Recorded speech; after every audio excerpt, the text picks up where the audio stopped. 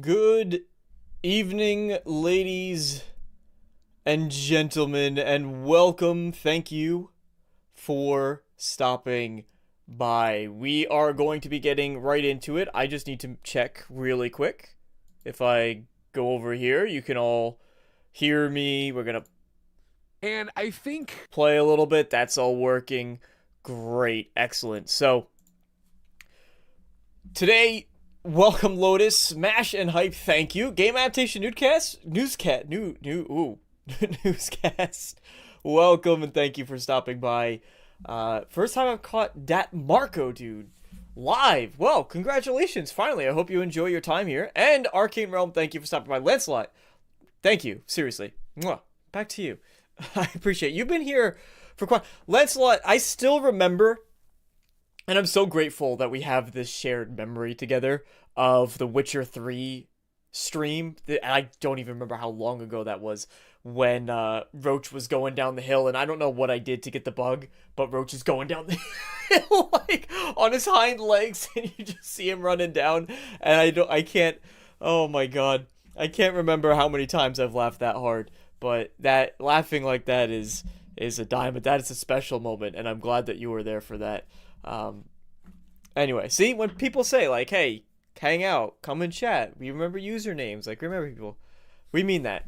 Anyway, today, I didn't have a video ready. I was going to do this in video form. What I'll probably end up doing is going through, trimming some stuff out, making it more friendly for VOD, taking the live stream down. So you guys get to hang out.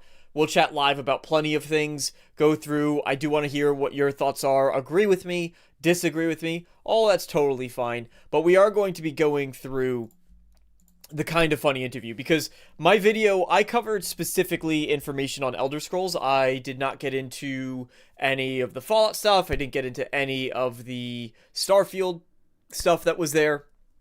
So I wanted to get into some of that. I also wanted to elaborate on some of the things that I mentioned in my video. So if you are looking for the highlights, of course, that's up. I'm assuming most of you here have seen that at this point. If you haven't, it's there. It will always be there. And otherwise, I did want to expand on some of those thoughts, talk about some areas I did talk about, double down on some of my takes as well, so to speak.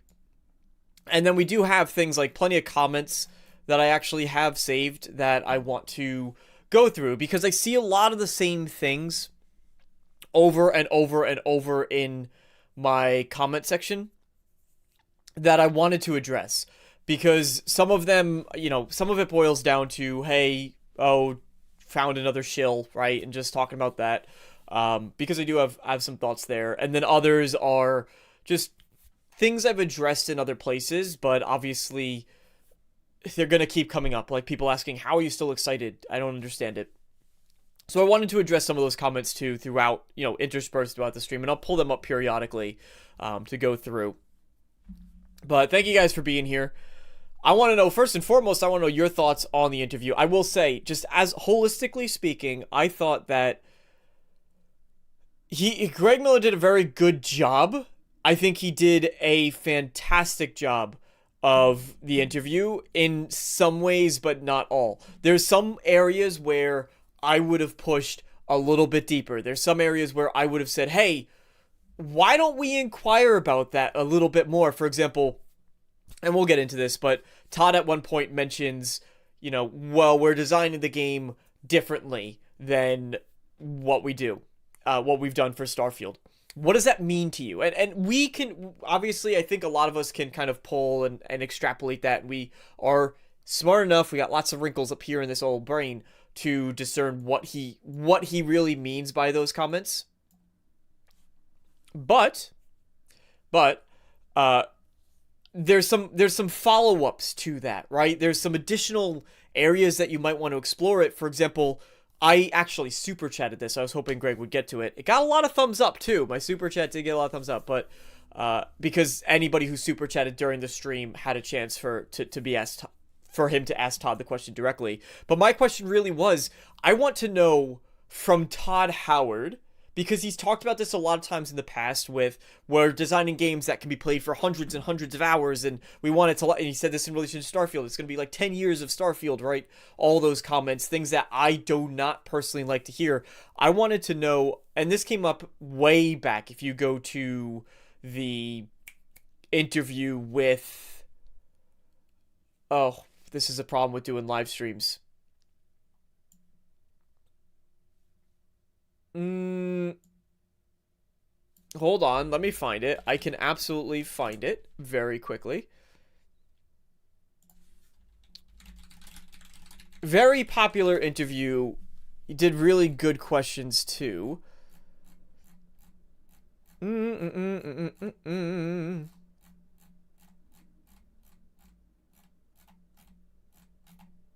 Oh. Dang, I can't find it.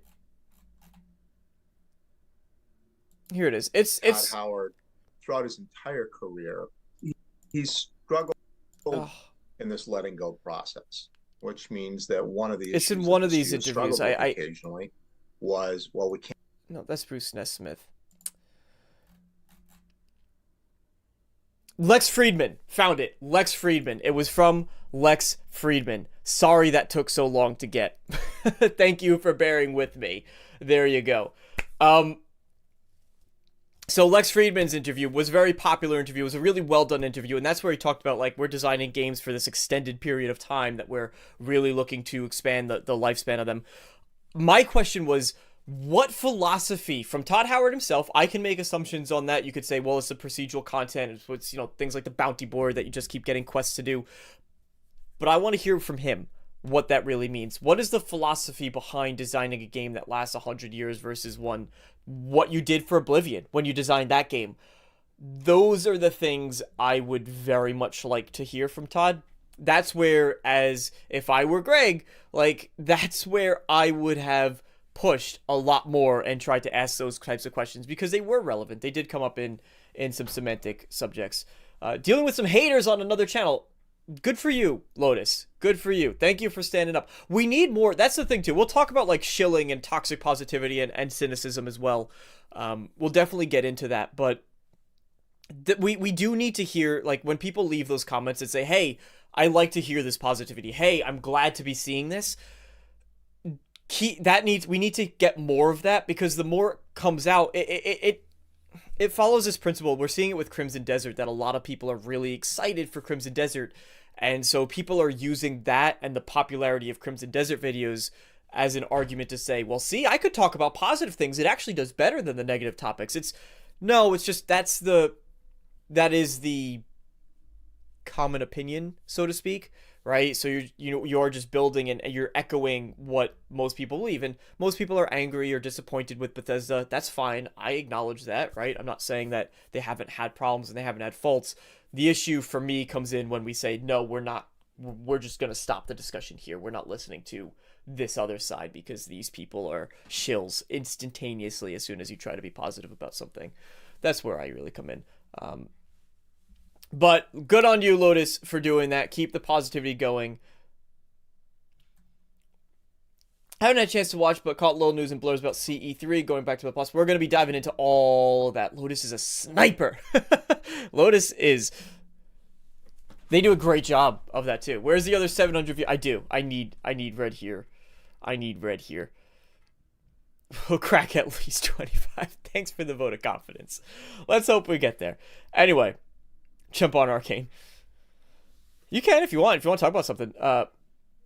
That was a great Witcher. That was a great Witcher stream. Anyway, so let's dive into let's just get right into the interview here, right? I skipped ahead a bit. We're not going to be doing this entire thing. You could see they did timestamps. This whole section here is on Fallout Season 2.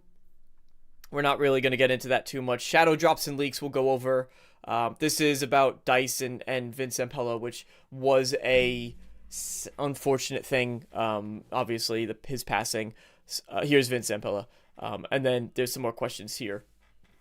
The one thing I will say that Greg did really well I would have pressed him more places, but he did know when to step back. He knew, obviously, they're friends. Like, they were making jokes about how Todd and they have each other's number. But I do think he did a good job. You're not going to get certain information. And my personal suspicion is that most of these, besides the ones that came through from chat that Greg thought was fair, the ones that he asked Todd directly were things they were ready to talk about, right? Todd doesn't hop on a stream, on a live stream, a podcast like this and say, "Oh, we're working on Creation Engine 3," right? That's all. He knew what he was doing. So I have a hunch his questions were prepared, but he knew when not to push because you weren't really going to get anything more out of that. And I can respect that. So, all right. Anyway, let's get into this. Let's full screen the sucker up. We'll start diving in. The only logical place to start is, of course, Starfield. I know some, Elder Scrolls 6, when the Fallout remastered rumors, all this. We'll get to that. All right, we'll get to that, everybody watching live and watching later. When you get a show, you're allowed to ask about your favorite game. Because I was offended this morning when I went to the No Sodium Starfield subreddit, which I go to frequently, if not daily. I'm there lurking and looking. Agent Shane said, of course, watch him talk about everything but Starfield. And then, of course, on that thread, I said, I am one of you. I will get us Starfield answers or else. This is the part. I don't know. This is the part where I look at this. I'm like, all right, like, let's use our time. Let's use our time a little bit better here, Todd, what the hell is going on with Starfield? Because even before I let you answer, I have never had a more wackadoo preview than what you all let me do for Starfield's upcoming content, where you let me go to a thing with a bunch of other creators and we were told you're not allowed to report on this or talk about this, but you're allowed to say you saw it. And so now, for like the last 4 months, every so often, one of them says that. People flip out thinking it's Starfield 2.0 and what's going on. Where are we? What's going on with Starfield? Great way to phrase it, too, because this is, like, especially, I think it was the way that Mr. Matty Plays worded it initially, and he said it's very, very weird. Luke Stevens, I think, echoed that sentiment where they said it's weird the way they're handling this, and I feel the same way. I get it, but at the same time, you wonder, well, why didn't they just say, don't say you saw anything, especially because it was so many months ago.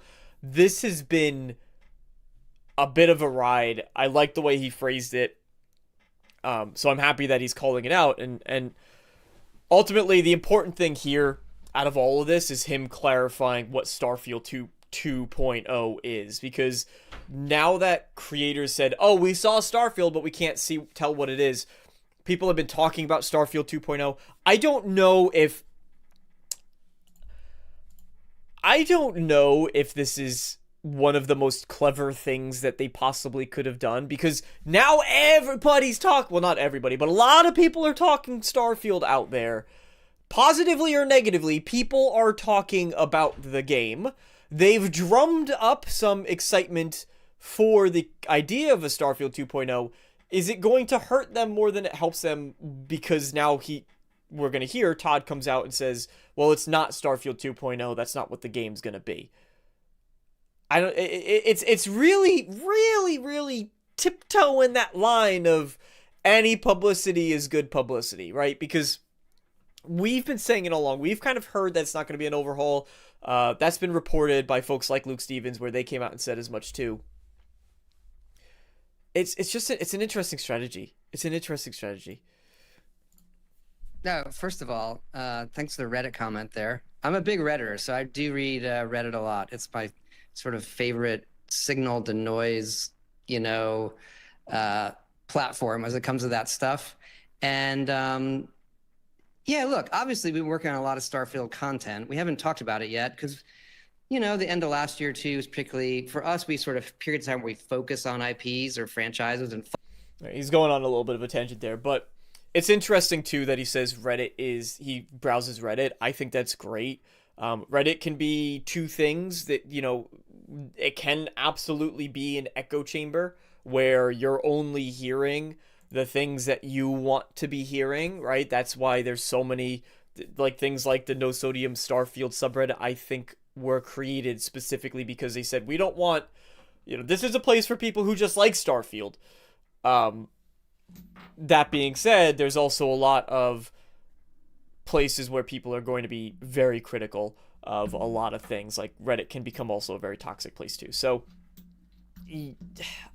I wouldn't look into this too much. I was watching Luke Stevens and his thoughts on this, and when I saw he talked about it basically like, oh, so you're just kind of going into an echo chamber place and seeing positive things. That's not what he's saying here. I think he's probably in a lot of different places. The noise ratio comment really, to me, is you can filter through and see, like, someone might take my video or someone might take a Maddie video and concepts from there and post about them, so you can get a very wide range of opinions, and you could easily sift through people who are just being nonsensical and are kind of going to always be cynical, and people who are trying to voice those criticisms a bit more constructively. So Reddit, you kind of get the best of both worlds in some places. Not a fan of Greg Miller, or kind of funny in general. Fan of his style. Interview takes too much time making sure the audience knows it's his show, if you understand me. Yeah, I can see that. Which, to be fair, right, devil's advocate, that's good because it has his own personality, his own touch, and obviously people are tuning in. And a lot of people like Kinda Funny and like Gamescast for that reason, because of his personality and the energy he brings to it. I think any creator can sit back and say, hey, I want people to come and watch my stream because they see how I respond and how I do interviews and all that stuff, so I can respect it.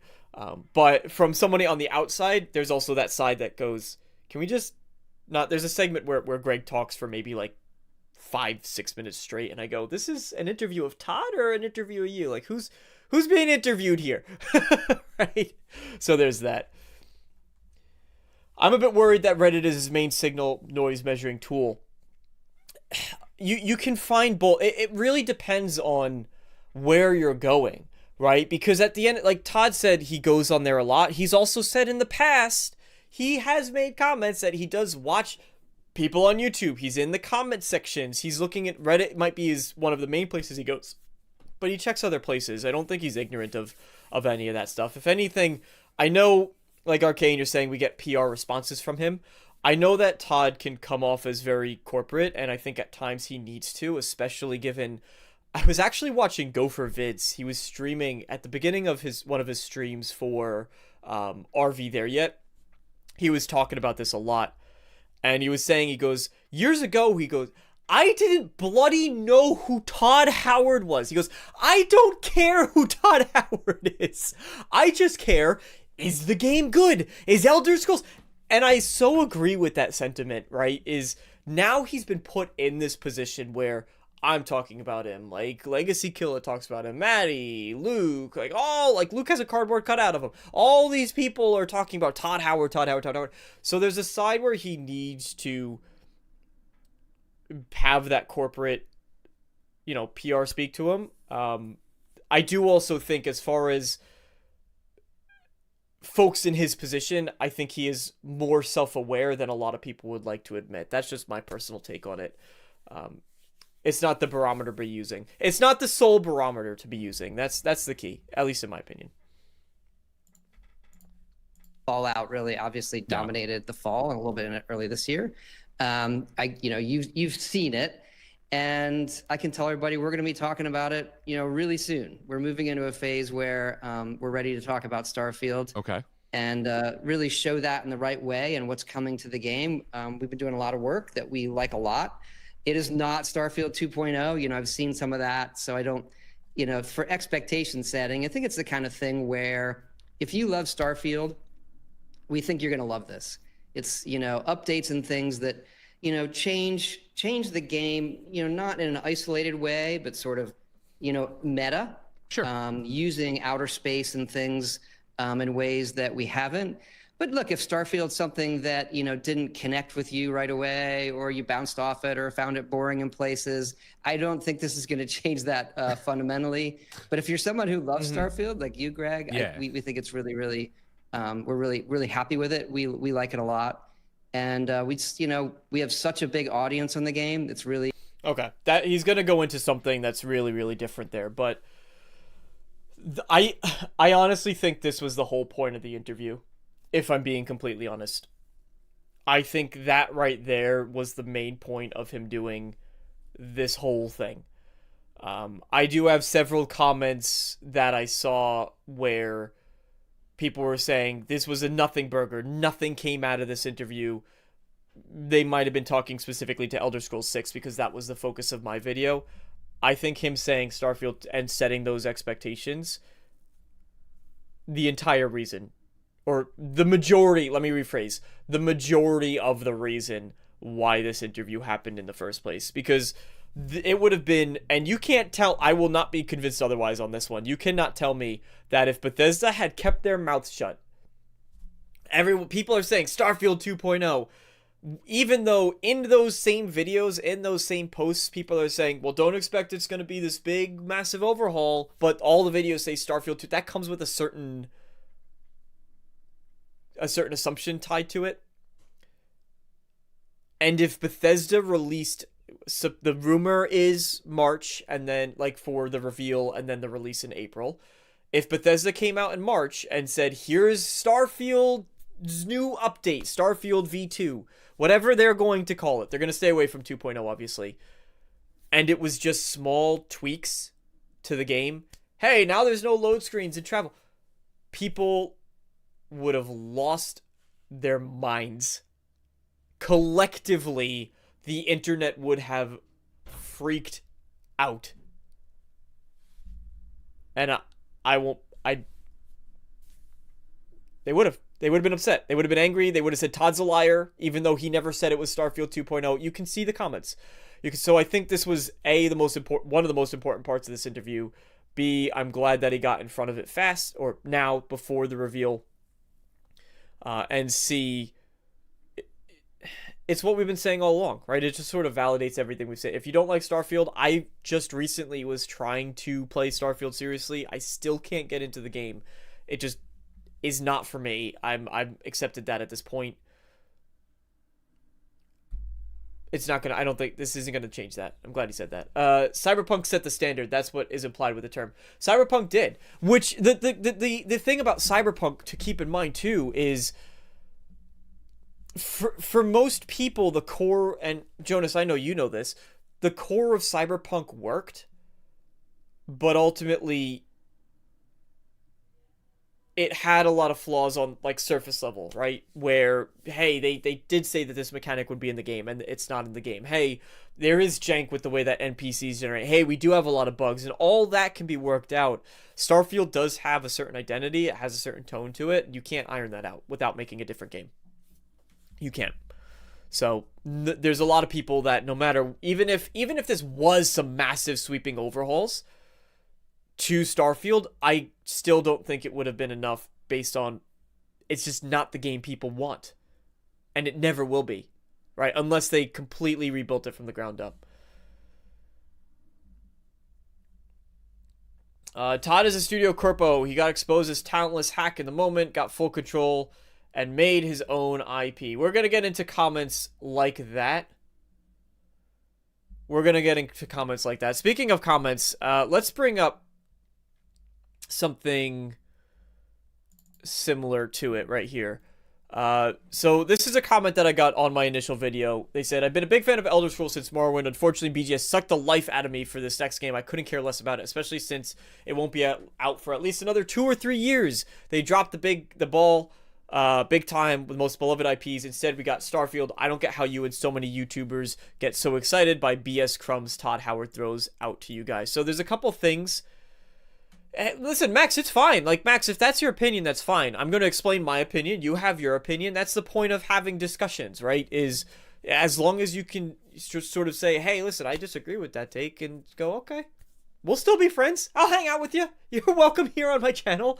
I have no problems with that, and most people don't. It's just when there's no, like, there's other sides to it that you need to at least be aware of, and we'll talk about, like, toxic positivity at a certain point. So this is one of the big things I keep seeing come up is, you know, hey, the game has taken this long to really... Oh, I realize you can't see my screen here. Let me pull it up. There you go. There you go. So this is a comment. I realize that a lot of people, when they see this sort of thing, one of the things that stands out to me is it's been so long. I've lost faith because it's been so long amount of time. That to me, yes, it sucks. I don't want to wait 15 years for an Elder Scrolls game. That's awful. That's terrible. It's annoying as hell that it's been this long. It's worrying to think that it could possibly be another 15 years before we see Elder Scrolls 7, before who knows how long it'll be for Fallout 5, right? I do not like any of that whatsoever. But being grumpy about the amount of time that it's taking to develop, or that, you know, there's been projects in between, is A, not going to make the game come any faster. B, it's not going to make the game better. And C, all that it does is now, instead of, I'll still have to wait another 2 to 3 years, and now I'm just going to be angry while I do so, right? The game will come out when it comes out. Do I wish that they were able to improve the time between games? 1,000%. Is that a reason I think that we should all be getting angry? No. The second part to this, you know, they dropped the ball with 2 of the most beloved IPs. Instead, we got Starfield. I've said this in a couple places, but my genuine belief is Bethesda tried a lot of different things. Between Fallout 4 to Starfield, you have 3 games there. You have Fallout 4, Fallout 76, and then Starfield, right? You have 3 games, 3 big releases. Fallout 4 tried a lot of different things. That was the most traditional Bethesda game we've gotten in the past, since Skyrim, right? Was Fallout 4. And they tried a lot of different things. They tried to say, we're going to lean more into the storytelling. We're going to have Nate as the protagonist. It's going to be voiced. They put in more cinematic cameras for it. And they said, we're going to try all this different stuff. They took away a lot more of the RPG stuff, which many of us have voiced we're not a fan of. And then Fallout 76 was a multiplayer game, so that one is kind of hard to put in the same bucket to me. And then you look at Starfield, and they changed a lot of what people did not like about Fallout 4. They changed for Starfield. They removed a voice protagonist. They originally had one. They took it out. They leaned more into the traits and the backgrounds, which goes heavier into the RPG stuff, which was a positive change. Yes, Starfield did a lot of things wrong, but it also did several things right. And I don't like Starfield. I think it's one of the worst Bethesda games. I think Starfield in many ways is worse than Fallout 76. However, I can also look at it and say, here's elements of it they did well. Let them lean more into those things. Let them build upon those systems for the Elder Scrolls 6 and go further with them. And I bring that all up to say that Bethesda has tried to experiment with a lot of different things. When we talk about the wait between Bethesda games, my concern, the wait, you know, it's going to be at least another 2 years on top of the 15. My rebuttal to that is, what if Elder Scrolls 6 released and they were trying to do all of those things that you hate? All of those things you do not like to see in Fallout 4. If they said, hey, we have the technology to do this giant procedural generation. Let's throw in 2, 3, 4 provinces. All the cities in those provinces, we could procedurally generate them. Or we're going to just have a couple. The rest are going to be tiny little villages, the way like Winterhold. And we're going to make excuses for them. That they were destroyed, you know, that they were ruined, that they could have tried all of those things you don't like for Elder Scrolls because they were testing new systems. They were able to get some of that out, like I say, out of their system, right? They were able to experiment with some of that stuff. They got feedback from it. Now, I'm not saying Elder Scrolls 6 is going to be perfect. I have a lot of concerns about what direction creatively and design-wise that they might take with it.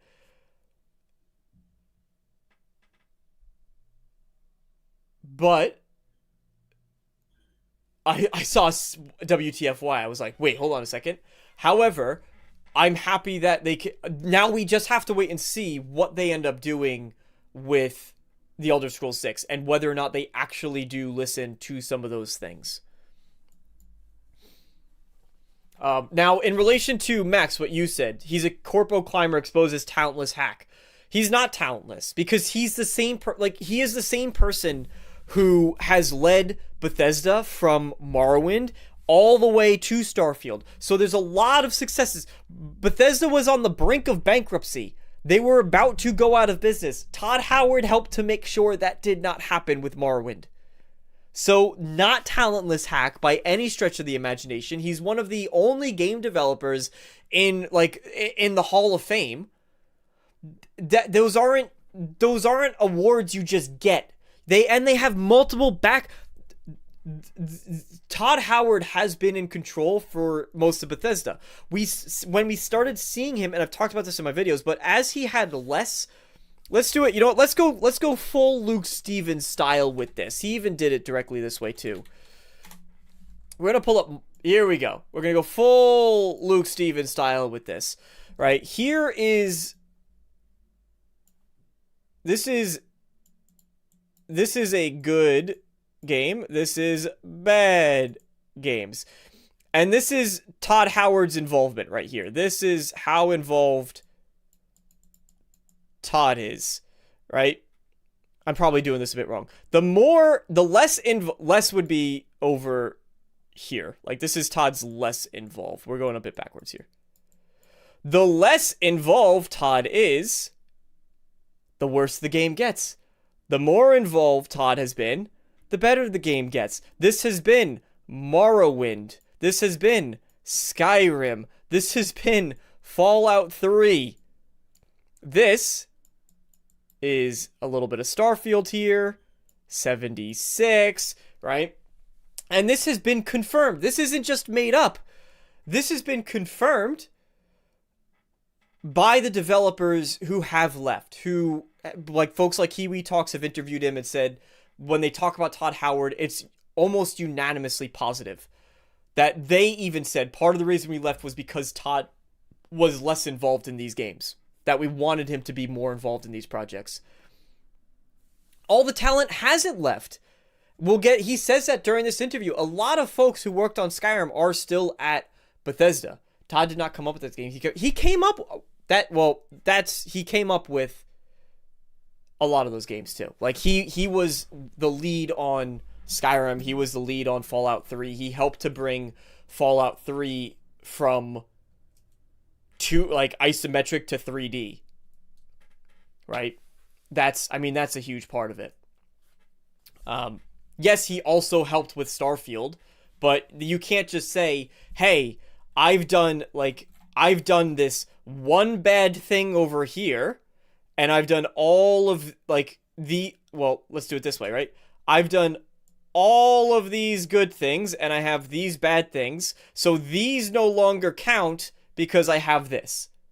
Right? It's the same argument when people say, we're going to get into the writers later, but it's the same argument when people say, "Hey, John Dombrau from BioWare is now working on at Bethesda." And people go, "Oh, well, he worked on Veilguard."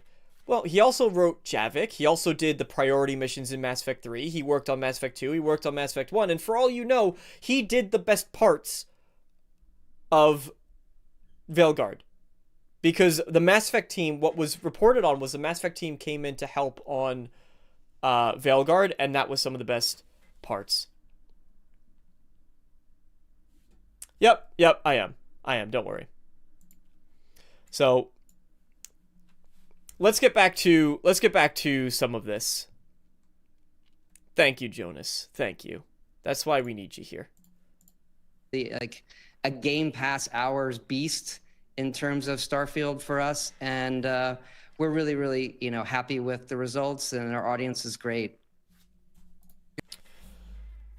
This is the PR Todd coming out right here, right? This is the PR Todd.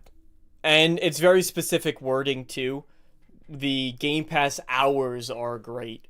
Game Pass's success is measured based on how long people are playing games through the tool, because obviously you're not incorporating game sales. And if people are playing longer, that means they're subscribed longer. And if they're subscribed longer, then you're getting more monthly subscription payments. Very simple. People are going to use this as fuel to say that Starfield is this wildly successful game. I it's very hard. I know you can't rely solely on Steam numbers, but when you see Steam player counts in the 3,000s, it's bad. And people have proven, right, over time that most players will gravitate towards Steam when they're on PC. Even though we have all these other options, we have Epic, we have GOG, we have the Xbox Store, people still primarily use Steam. The market share that it has is just you can't compete with it, basically. People have tried, a lot have failed. And people are willing to buy their games just because they want to have it on Steam. That's also something that's been talked about in the past. So seeing those numbers absolutely does hurt. There's the other side to it as well, which is it's a Game Pass beast. Of course it's going to do better in Game Pass than all of their other games because it's one of the only games that came out and was released day and date on Game Pass. So this is a bit of a nothing statement to me, if I'm being honest. But,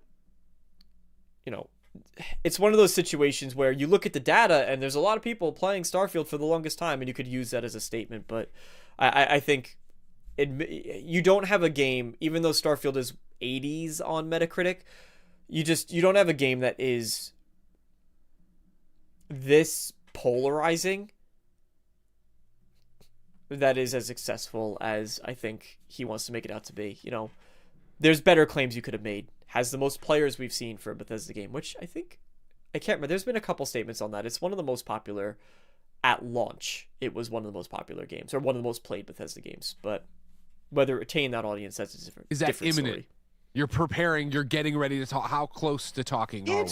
It's soonish. It is soonish. I don't want to spoil the day, but it's coming soon. Yeah. And then I guess the next one for you to dodge is, do you feel like, is this going to put a bow on Starfield for you, for the team to then move on to all the other projects you're working on? Oh, nice. There we go. Let's get through this. Yeah, this is a really interesting one, just because he gives, depending on how much you want to read into this one, he gives an interesting answer. And so onto all the other projects you're working on. Look, we do have a lot of projects, and so I think balancing that with the size of our studio, we do have a lot of development partners also, but still we're relatively small, just over 500 people across everything. Super tiny. But that's the trick. Well, across Fallout, I know. and Starfield and the Elder Scrolls work. I think balancing that, what's important for a period of time, that's kind of a trick that we find ourselves in a lot. But no, we're doing more Starfield stuff coming up. We've been laying that out, and so it's something we see continuing, for a while. We also have all the creators. They're doing amazing stuff in the game, so I think working with them also kind of keeps really good content coming into the game, and we're going to be a part of that as well. So the way that he breaks this out is really interesting, because I've seen people look at this and say, well, they're doing creations, and therefore that's going to be the support. So they're going to release this DLC, and that's, even with this statement, that's still going to be it, and then they're only going to do like some third-party support. There is a question to be made if we're going to see more expansions, such as the that bounty hunting creation that came out. So it's officially from Bethesda. It's this micro DLC that you can play, and it comes with one quest and one new armor and one new weapon, right? So smaller chunks like that.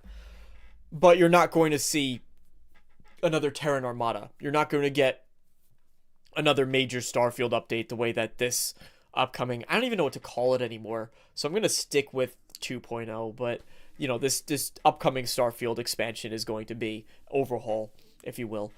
So the answer doesn't inspire me with a lot of confidence. I know a lot of people, to be fair, myself included, would hope that they do just move on. I'm happy to hear that most of the studio is on Elder Scrolls 6. That to me is a positive. Whether that means it's 400 devs out of the 500, or it means it's 400 and 80 devs out of the 500, right? And then they're keeping this little pocket over here that's focusing on Starfield. They say, yeah, you guys can still do Starfield over there. We don't know. Obviously, I'm being hyperbolic there, but I would like to. I'd like to see what this update is, and it doesn't. I don't know. I have a mixed response. He separates it out though that, we're still working with creators, we're still working with creations and independent people who are making those for the game. So it's not just that, hey, we're going to continue to support it through some updates and through, whatever we sell in the creation store, at least from third-party people. Again, whether or not that's how they're going to go about it remains to be seen. It might depend on the reception to this update, because I've said in the past that Bethesda is not unfamiliar with turning their games around. They did it with Elder Scrolls Online. They've done it with Fallout 76, which is now hugely popular. So whether or not they think they see that as a future for Starfield, I'm not sure. But we'll see. We'll have to wait and see after Terra and Armada releases. Yeah, I think that's something that, for me is, as a Starfield sicko, as I keep saying, so impressive. As I think, as much as I have loved Fallout in the past, I was always on consoles. So the modding community, the creation community wasn't my thing for a long time. I know eventually, obviously, it came to consoles. But with Starfield, having it out the gate so quickly, I've been shocked to see how much that has kept the game alive for me, of dropping in for these big additions, whether they be from Bethesda proper or whether they be from the community, and even going as far as what it was 2 months ago, last month. I think it was last month, January, right? This is times of flat circle. This is the part where he does ramble. He brings up StarCon, which was a fan put on thing. It's really cool to see this type of stuff. Honestly, can you guys? Yeah, we're still cool. Really cool to see this type of stuff when fans do these types of things. So, happy to see it. Like, that's how the Fallout New Vegas event got as big as it was. It was a fan put on event, and now they have so many people, they're selling tickets to go to it. But he spends a long time. We talk about Bethesda games, open world RPGs in general, expanded out for the video game world. You hear so much about, the Bethesda engine, and then me talking about Bethesda makes Bethesda games, and so it's silly for us to show up and think you're going to get something different. But as we see the success of Baldur's Gate 3 and all the choices and consequences there, all right, Max, it's fine that you disagree, but come on, calm down. See people continue to push it and get nerdy with it. I think of the Outer Worlds 2 and the way they did perks and stuff like this. Do you guys batten down the hatches and you're committed to your engine and this is what we're making and this is how it's going to be, or are you letting things come in, influence, and do you see that changing as everything evolves? I think if you look at our games, we've sort of always evolved. We do have a certain style that we like and our fans like, that we want to get better and better at. I think in some ways, in many ways, Fallout 76 and Starfield are a little bit of a creative detour from kind of that classic Elder Scrolls Fallout, a Skyrim or a Fallout 3 or a Fallout 4, Oblivion, where you're exploring a world in a certain way. And, as we come back to Elder Scrolls 6 that we're doing now, we're coming back to that kind of classic style that we've missed, that we know really, really well. There's a lot of, this is going to mean something different to everybody, because for some people, when he says we're coming back to something we're familiar, we're going back to what we know really well. For some people, that is Skyrim. Skyrim was a lot of people's first game. For some people, that's Morrowind. And whether or not Bethesda is going to turn around and say, hey, let's look at Baldur's Gate 3. Bruce Nesmith said in his interview, or one of his interviews that he's done, that people are looking to games like Baldur's Gate 3 or like a Tainted Grail, right? Things that do lean a little bit more into the RPG mechanics, and saying, hey, we like these elements. Can we get that from you, Bethesda? Can you please do that stuff? Because that resonates well with us, and we're in the same audience here. Bethesda has, over the past several years, streamlined things down. They have made them simpler, and some of it works, some of it doesn't. I would hope that part of this does mean they're looking back to, again, when you look at the idea that they brought back backgrounds and traits for Starfield, that was very well received when the game did launch. To see more of that, to see them lean into those factors more, that's what that means for me personally. If they still shy away from it and they say, no, we're really just a sim game and you have this open world and it's a sandbox and you go off and explore, I think it'll deter a lot of people, especially because, again, we see audiences gravitating towards those more hardcore experiences. You talked about, you know, tech and things like that. He's going into tech. The other thing, too, is... I highlighted this in my video, but the recognition that Starfield, that Fallout 76 are two very different games from what people expect from Elder Scrolls. Again, it's a level of self-awareness that I think people often look over, personally. Because to be able to say, hey, we see... Here's what we did for Starfield. We see that these systems won't translate well to an Elder Scrolls game, or that our fans won't respond to it well, right? Imagine a situation where Starfield releases and everyone goes, this is actually great. I love how expansive and how big this is. You know for a fact, like maybe not for a fact, but it would be more likely that Todd would look at that and say, okay, let's go for having a game that spans multiple provinces. Let's try to do that. They like the open spaces. They like the exploration. We can certainly do that in Elder Scrolls game. But they've seen the feedback. They see what people are saying. They see what works for Bethesda for an Elder Scrolls style game. Specifically, he calls out how you explore the world. And that is that on foot, right, on horseback, boots on the ground type exploration where you have all these points of interest that are around to explore and that you get lost in. That was initially part of why Starfield didn't have any vehicles in the game. Because they turned around and they said, this is, like, we want you to explore the game this certain way. Eventually, that's why it came in an update. Eventually, they turned around and they said, okay, well, now we have a buggy that you can go across the planets on. But part of Todd's original vision for Starfield, and there's interviews where he said that he wanted people to be exploring this. Well, the jetpack is kind of your vehicle to get around, is what I think he said. It didn't translate well to that type of experience, but is part of what people liked about exploring the worlds in Elder Scrolls. So I have a whole series that I'm going to be diving into. I'm going to have a whole series where I'm going to be diving more into kind of those elements. You know, several years bringing Creation Engine 2, which powers Starfield, up to Creation Engine 3, that's going to power Elder Scrolls 6 and beyond. And, you know, obviously we do all the rendering things. We're really happy with the new stuff that we're doing, but also kind of world systems loading, how we bring things into the world. Creation Engine 3.0 is going to be really interesting.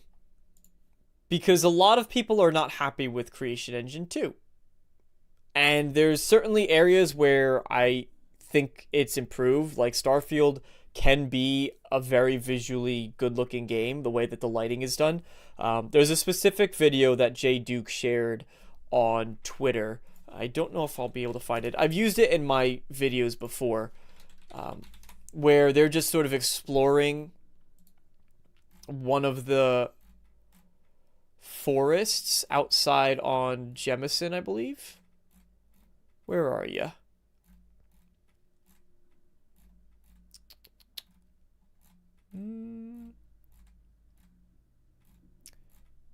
Can't find this specific video. I'm trying to just look through his media. Can't find this specific video at the moment. Not on the fly, at least. But he certainly has... I could at least pull up, you know, there's certainly some really good-looking screenshots that you can take. And, like, you know, the game can look very good. It can look very good at times. And so to see, you know, even better lighting systems in Elder Scrolls 6, I think that's great. Even better rendering, I think that's fantastic as well. I would hope, personally, what I would like to see from new Creation Engine is that they can more seamlessly load cities. So there's plenty of mods that do it, but it comes at a cost. If you want to have open cities, it causes conflicts. It does cause some issues. But if you want open cities, it's moddable, so we know the engine can handle it. Speaking of engine, actually, let's bring up this comment here. Whoop, right here. Can't believe they're sticking... I see this a lot, too. Can't believe they're sticking with Creation Engine. I don't care how many numbers they add to it. The engine is inherently limited and can't compete with modern gaming engines at all. Agree to disagree. Starfield flopped because the engine couldn't address space and planets properly. That's not the reason why. Bethesda really needs to get rid of Todd Howard. for starters, couple things. Most of the issues that people have with Bethesda games are not engine issues. If you actually sit down and ask them, like, what are your problems with the game? What things do you have an issue with? Most of the time they will point out design decisions that they don't agree with. Even here, right? They say they're blaming the engine. They're saying the engine couldn't handle space and planets properly. The engine handled space and planets exactly the way Todd Howard wanted to. He wanted to have the vast emptiness. He wanted to have... Now, was that fun to play for the majority of people? We've spoken. No, it's not. It's not. But that is the design direction that they chose to go in. And so having those renderings, and it did some impressive things too that don't matter when the rest of your game does not resonate with your audience. It doesn't matter that it does these things, but it did do some impressive things, like, you know, the way that every planet, because they are procedurally generated, it does have gravity that was created, atmosphere that was created, lighting systems. It revolves around the actual sun, and you could watch that over time changing through the sky. The composition of the planet will change based on its proximity to the sun and where it is, and the temperature, the size of the star. All of that is some really impressive details that the engine was able to handle. But it was just a poor design decision. Positions they were hiring on LinkedIn. Thank you, Tempman, and welcome. Character animation and motion capture, which is interesting. This is something I recorded this and I forgot to include it in my video. Hold on, let me pull up something here really quick, because I've thought this for a long time. 25. It's in the 25-year anniversary for Elder Scrolls video, celebrating 25 years. These were... Here, let me pull this up really quick, because there's something that's really bugged me, and I haven't talked about it yet anywhere else. If we go to the section here where they're doing... There we go. I actually got right to it. in a future Elder Scrolls. This looks a lot better to me than anything we saw in Starfield. And you could say, okay, well, it's just a character model in the game, right? They're just doing the 3D art for it. Maddie, the real MVP, is actually here. Thank you for stopping by. I really appreciate that. Maddie, we're best friends now, obviously. The man himself stopping by. I greatly appreciate that, and I'm happy that you're here. I've really appreciated your takes on a lot of this too, which I haven't covered, and I haven't covered here, just as I go through my own thoughts and process it live on air, which, as you know, can be very intimidating and very troubling in some ways. But thank you so much for stopping by. Appreciate the support. And hey, listen, while you're here, it's just a good opportunity to shamelessly plug. If there's anything that you would ever want to work together on, that would be like a dream come true. It'd be a lot of fun. So thank you for stopping by. But anyway, this looks better than anything I've seen from Starfield. Awesome. Yeah. If you want to throw me on Twitter, right, we can connect and hook up that way for sure. That'd be fun. This. There we go. Everyone's happy you're here. There's a celebrity in the chat, ladies and gentlemen. So be welcoming. Say hello. Show them that we have a great community, and a reason to stick around. Anyway, this looks better than anything we've seen in and I know that this is like early. They're just doing modeling. That's great, but I do wonder if this is some of the precursors for Elder Scrolls 6. And if they had some of the technology, they said they've been working on it for years. You wonder how long that must have been. I would assume after Starfield released, right? So 2023 Starfield comes out. They say, okay, let's start working on those engine overhauls. And obviously this is far. This came out 26 years ago. Yikes, it's been that long. 2019. But they're also, this is where they talked about, hey, we're doing the photogrammetry, we're doing more, we have that full studio where they captured Shirley Curry for an NPC.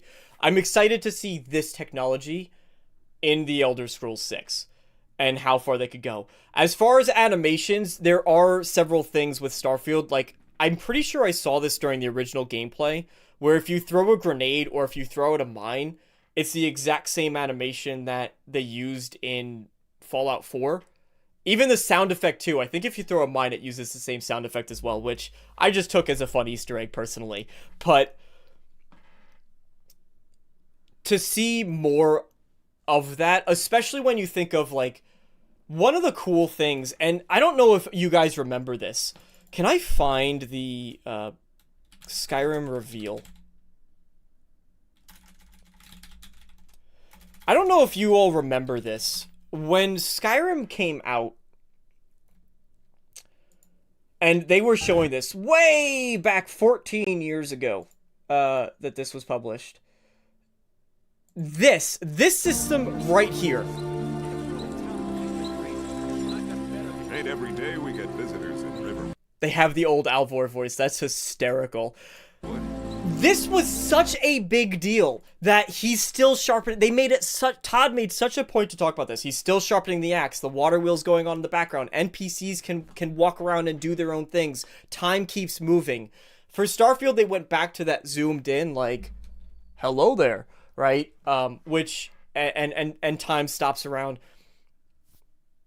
I think that was a little bit to try to for them to say, hey, we are looking at past games. Look, we're doing this thing. I much prefer this system. You think about how they can take this, improve the animations, and then go to, for those that have played Fallout 76, the NPCs in the background of that, at least in like some of the main quests, they do a lot more than anything you typically see. Here, he's just sharpening the axe. There, they'll walk around, they'll pick something up, they'll interact, they'll talk to the other NPCs in the room. If they can get that level of animation improved in some of those ways, it'd be huge. So thank you for pointing that out. Fuzzy Tomato, hey, welcome. So thank you for pointing that out, Tempman, as well. Toxic positivity and hero worshiping is why games have better stores than gameplay now. Todd got exposed as a hack. Yeah, you said that before. So thank you for repeating that. Anyway, so let me just switch back over here. Hey, Sharon, welcome. Glad I found you. I'm glad you found me as well. I'm happy to have you here. Thank you for stopping by. Was there any comments that I wanted to pull up as well? We're talking about engine improvements. Yeah, here we go. One of the things he mentions for engine improvements specifically is loading screens. I have to say, here's a sentiment that I do actually agree with. And that is, unpopular opinion, I don't mind having loading screen into a city. I'd rather have seamless houses and shops within the city cell rather than the other way around. Of course, total seamlessness would be amazing, but if loading screens are to stay, that would be where my preference go. And this is the part where people don't fully understand, like, why the creation, they say the creation engine's terrible. I've never been a creation engine hater. I actually support it a lot more than, because if you ask people, well, what should they switch to? They're probably going to say, go to Unreal. Right? And we already know that Unreal has a lot of issues. Even when you look to something like Crimson Desert, Will Powers, the PR director on Crimson Desert, flat out said in one of the interviews, he goes, the benefit of using our own proprietary engine is we are building it to do the things we want to do. That's why this game can look as incredible and do all these things that we're absolutely mesmerized by.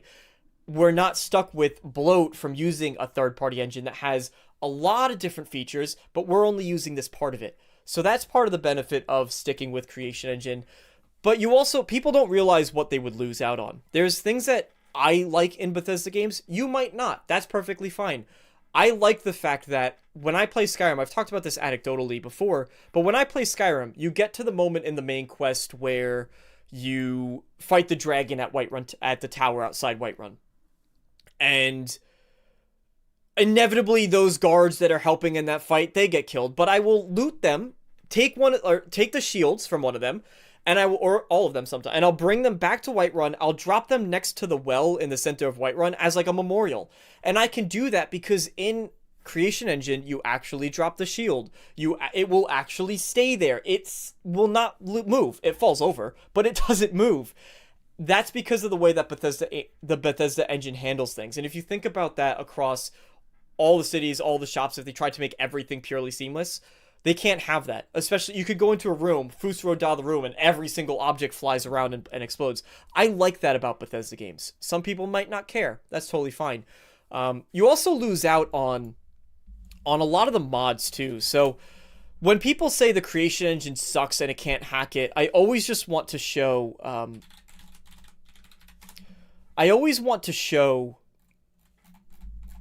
some things like this video here that we're going to pull up. So, I mean, you can look at, for example, if we pull through, let me switch over. Like, this is coming from Elder Gleam. And yeah, like, does it still, like, there's the original. I'm glad he did it. This person did this. This is coming from Captain Panda, to give credit. This is Captain Panda. But you can see how, and this is just the start, right? This is purely visual. What now you want to have Dark Souls style? This is a really cool shot. You want to have Dark Souls style combat? Go for it. You want this to be the most ultimate hardcore survival experience? Go for it. You want to put in, like, tons of... Welcome, Mental Chillness. If you're here in chat, thank you for stopping by. You get a little... I'm actually wearing my Jake shirt. There you go. If you want to... Like, any experience that you want to try to make within Creation Engine, you could do, and that's the power of mods. And you do not get that flexibility with other engines. So you take away... And Bruce Nesmith, too, said this in one of his interviews, where they can switch to something like Unreal, but it's going to take several years for them to be able to catch up and to be able to tweak it the way they need to.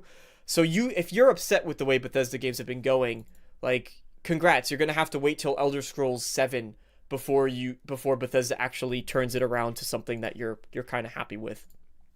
So, and I really like the way he phrased it, right? Is it would be much cooler that once you get in the city, assuming the cities are a lot bigger, because Skyrim cities are too small, but if they are bigger, that you could walk in, you seamlessly walk into the shop, you interact with the shopkeeper, you walk out, you have new gear that you've equipped or whatever goes on like that. All that stuff would be really cool. Let me get to a couple chats here as well. Yeah, thank you, Sharon, for stopping by. We don't mind people airing their grievance, adding discussion, but we don't suggest using this as a place for toxic venting. Take it as a hint. Yeah, thank you, Jonas. We'll talk about toxic positivity. We're going to talk about toxic positivity at a certain point. As well as shilling.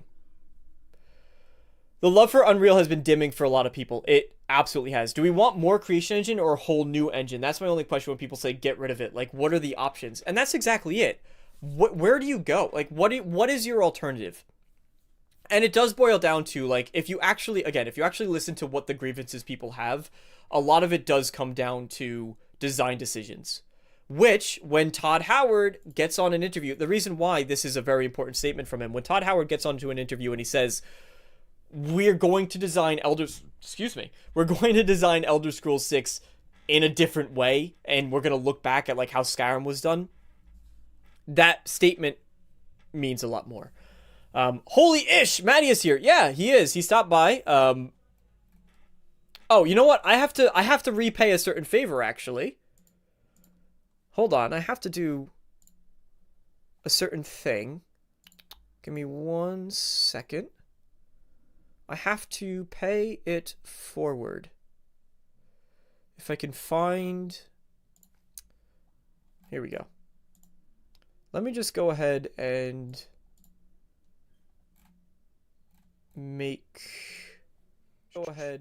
Yep.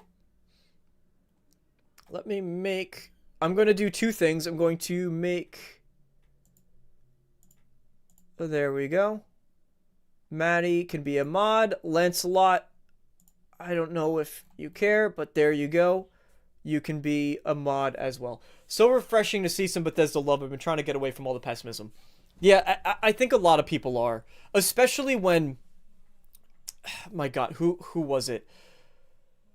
it did this tweet did the round, this clip did the rounds from, I cannot remember the name. Someone please remind me if you know in chat, but it came out, it did the rounds of somebody saying how criticism is good, but just you need to find that balance.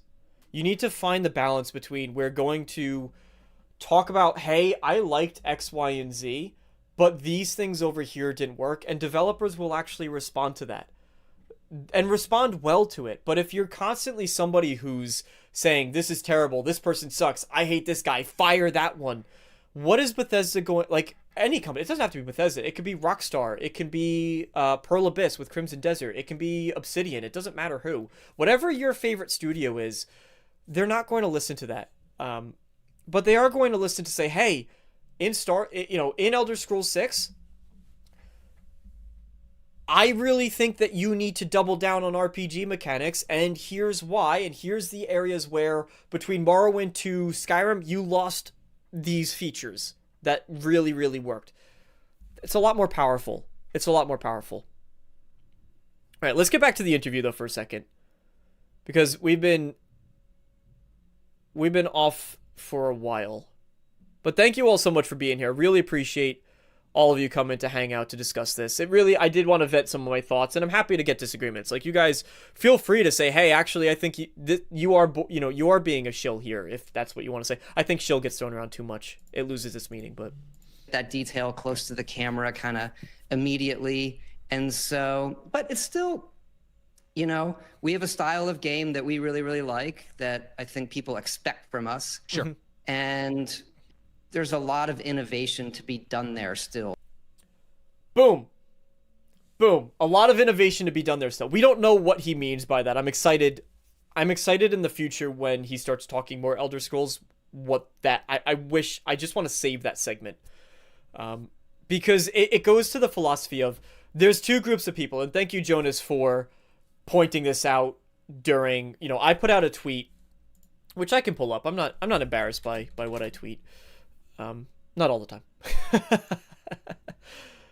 time. Let's see here. Thank you for the follow on Twitter too, Maddie. Appreciate that.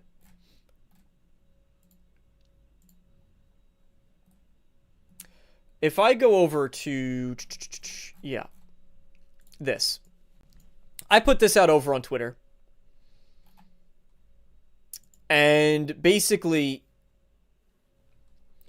we don't like what Starfield in 76. Bethesda sucks now. Then, Todd says, oh, we're going to go back to this classic feel, and there's room to innovate there. That part specifically. Bethesda design is, and then gamers, Bethesda design is totally outdated. Other studios do it better. Jonas pointed out something really good. It's a misunderstanding of the framing, which I totally agree with, right? The people who thought Oblivion Skyrim streamlined the systems too much are the ones saying we don't want the return to form to be like Skyrim. And I think that's totally fair. I agree with that.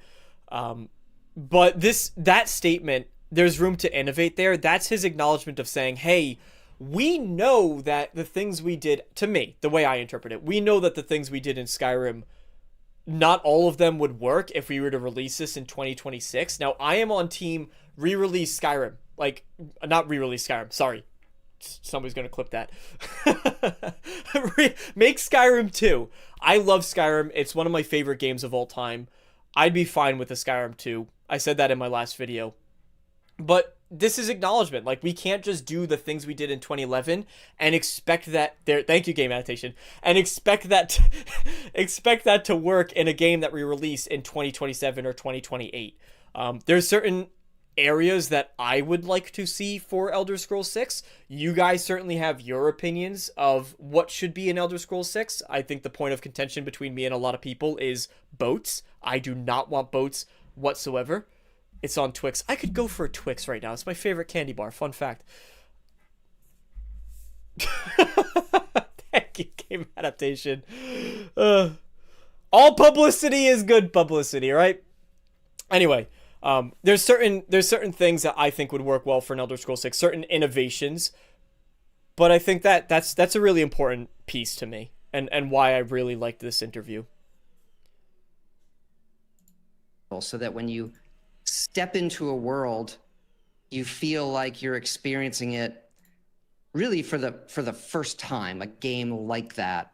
And I think, we're happy with where it's headed right now. That's what I could say. Okay.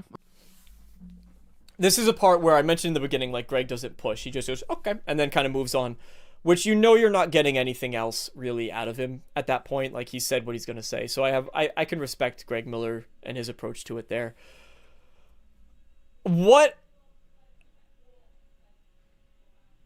Thank you, Lancelot. I appreciate that. And 111. 1111. Is that tied to Skyrim by any chance? 1111? I guess not the metallic part, but people at work gotta say expectation. Oh, not people. At work. My expectation is designed to Stross Mackay Orsinium, High Rock to Hammerfell, big battles, castle building, more emphasis on horse travel, yes, ship combat and travel. Yeah, that's where we would disagree. I don't want to see ships. I've talked about that ad nauseum. I'm not going to get that over that here. But what do you guys, like, I'm curious. So, 111 or 1111 gave theirs. What are the things that you guys, when you say, like, what should an Elder Scrolls game look at 2026, like, top 2 things that a 2026 or I'm sorry 2027 or 2028 Elder Scrolls game, like, what does that mean to you? If boats are going to new places, then have the boats at let's go full scam here. Put interesting item requests on boats. Yeah, I've been vocal about, again, I don't know, Sharon, maybe you have heard, I apologize, I don't know, like, maybe you have or haven't heard my take on boats in Elder Scrolls. I'm not going to dive into that just yet, or just now. I'll make a separate video talking about it, and we'll see who agrees. I get why people want boats, though. I do understand it. I just would rather the focus go, like, for me, the thing I would like to see personally is, I think Skyrim had a good baseline for the Civil War, but what does that look like if they really expanded it and made that this full-fledged system? And I'd rather the time get spent there than, hey, we have boat building and ship crafting, and you could go sail, and you could go shoot cannons, and all that stuff. But that's the short version of it. Thank you, Arcane. Yes. Oh, wait, you know what, Arcane? Hold on.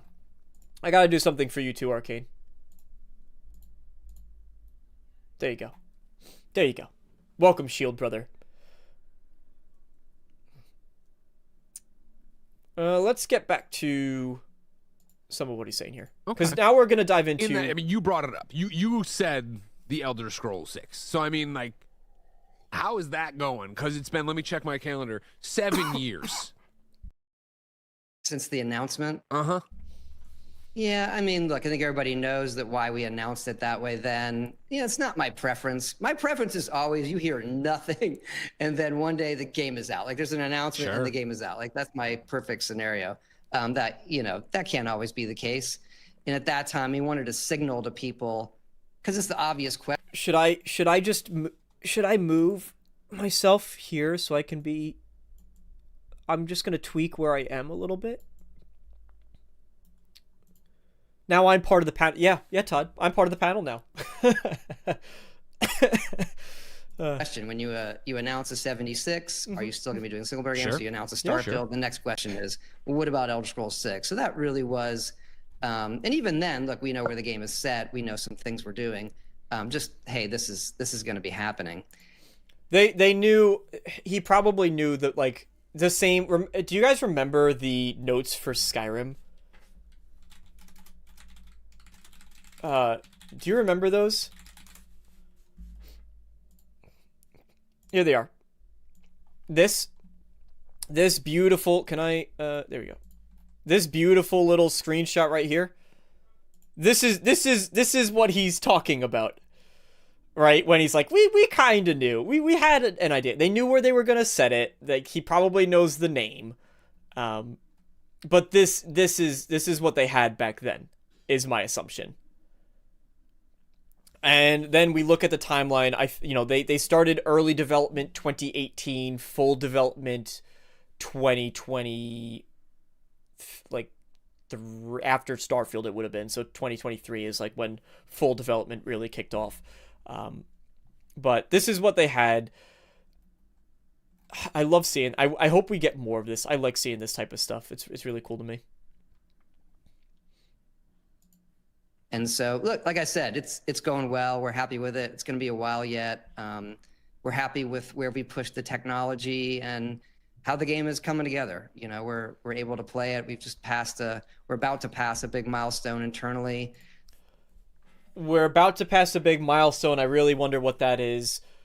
We're able to play it, which it's been playable for quite some time. They actually talked about that on the 30-year anniversary. They didn't do like any kind of video or anything the way they did 25 years, but they just had a post, and that last little paragraph on the bottom said, hey, you know, it's playable. They've been saying that for quite a while, but I really wonder what that milestone is. I would love to just be a fly on the wall and see it.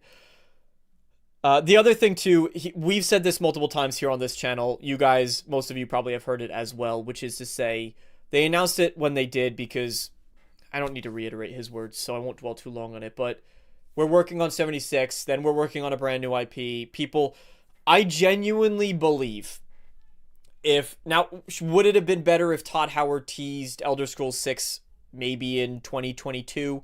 Probably. But at the time, if they did not say anything, people would be collectively losing their minds. There's already a lot of folks out there who think Bethesda's biggest issue is communication. Just imagine. We have Fallout 76, it releases in the state it does. We have Starfield, it releases as divisive as it does. Still no word on what the hell is going on with the future of a single-player Fallout game. You're getting the TV show. Well, they didn't announce Fallout the show, so I don't know if that one's fair to at that show. So I don't know if it's fair to bring that one in. But now you're still wondering what the hell is going on with my single-player Elder Scrolls experience. Like, what is happening? People would have been losing their collective minds. So I think they made the right move, even though the wait is stressful. And honestly, the technology has improved a lot. So in addition to what I said before, where they tried a lot of things in those past games, and now they are able to kind of parse through. They have 3 games worth of feedback at this point between 4, 76, and Starfield to make Elder Scrolls 6 good. Whether or not they do it, that's a separate question. I still don't know. I'm still skeptical, but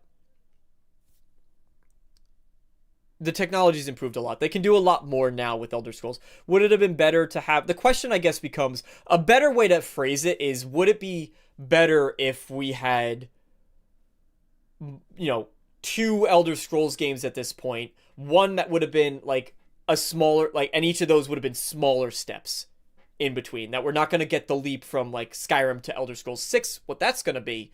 But instead there were smaller jumps in between. Is that a better way? You know, would people have liked that more? Probably, generally speaking. I think I would have too. But even still, you know, I saw some people saying, I had a couple comments that came up with like, why do you agree with the mentality? Why do people think that missing something is good? And there's actually a quote from Adventure Time I'm going to pull up. If you get everything the moment, if you get everything you want the moment you want it, what's the point of living? Right? Now, do I want to wait 15 years? No. But I don't mind the time away, because it does allow them to truly innovate. When Todd turns around and says there's room for innovation, he's had now 15 years to consider what that innovation is supposed to be. We are live, Cheek Slayers! Welcome. Thank you for stopping by. How are you? Feel free to ask any questions. It's not effed up at all, Arcane, but I didn't make you a super mod, so other people can time... I think other people can time you out, but you can't time them out. See? Gotta hold it back a little bit for you. I'll look forward to watching that one. Thank you, Sharon. Thank you. I believe after what they did... Welcome! Welcome! Good to see you here, actually. No, I recognize the username. I believe after what they did with Fallout 4 and 76 and Starfield, now they're going to back it up to something for their own fans in the first place, and it's the best news. That's where my head's at. Gotcha, Arcane. That's exactly where my head's at. I don't know how to pronounce your username, so I'm just going to go P-U. Puya? Puya. I'm going to go with Puya. It's the best news we could have gotten. And... Look, would I have liked to hear more about all of this stuff? Of course. But it's not ready to talk about it, and that's fine. Like, we'll hear about these details when he wants to. He literally just said, the part of the interview, he just said, I want it to be as close as possible. That's been his mentality since Skyrim, right? That's since 2011. that's been his mentality, and he thinks it works the best. I wanted to pull up. All right, let me pull up. Could we see that sheet of paper again? Yeah, absolutely. Let's pull that up. And then we're gonna get into another comment that I've been seeing. Here we go. Here is the sheet of paper, the design notes for Skyrim. This is Todd's notes for Skyrim. Hundreds of years after Oblivion, so they knew like when it would take place. Push connections and freeform use, Radiant story. So that's, Skyrim is where we saw the start of the Radiant system as we know it today. We don't want them to lean too much into procedural generation, right? There's a room for that, but you need the handcrafted stuff, and I think the handcrafted stuff is part of what Todd means when he says we're going back. Main quest is highly freeform, I think that says, with changing allegiances. I would say they did not really capture this. Obviously, you had the Parthenax dilemma, but they didn't really capture this, so maybe that's an area that they want to expand on. Maybe that leans into the choice and consequence. When they say they want to innovate, that's one of the ways they do it. They say, hey, we're going to have a substantially more branching narrative. And when you hire somebody like John Dombrow, who is known for doing branching narrative games with Mass Effect, you put 2 and 2 together and say, hey, maybe it could come out. Like, maybe it could tie. Stronghold, we kind of had that a little bit. Reform of the Blades. This is where I think, when people say, oh, we're going to get a settlement system or a castle system. If we get to 50 viewers, Arcane, I will make you a super mod. That's fair. I'm going to shake on that. So, this is where, if we're going to get a settlement system of any kind, I think it would be an expansion of the Stronghold. And I've talked about this before, but you get mods like Helgen Reborn that are massively popular. They did it for Fallout New Vegas with like Prim Restored or something like that. And even in Oblivion, there's mods for Oblivion where you could rebuild Kvatch, which means crazy in German, I believe. So there's the notes. Now I do want to pull up a comment, that I got on my video really here that does tie a little bit into it. Oh, we've already done that one. How can you still be excited? Here we go. Because we were just talking about John Dombrow. He's a Bethesda fanboy. I get a lot of comments like this. So while I bring this one up, it's probably a good time to talk about shilling for Bethesda and toxic positivity versus cynicism. But just wait before hyping it up. Honestly, that's fair. I'll take that one because I did go very overboard in my excitement for Starfield. I will completely admit to that. And obviously Starfield came out with what it was. They got writers from Veilguard working out. This is just wrong. I mean, he did work on Veilguard, John Dombrow, but I think I mentioned before, he also worked on Mass Effect and the best parts of Mass Effect 2. So there you go. Now, let's dive a little bit into toxic positivity. How do I want to address this? Because it is kind of a delicate conversation in many ways.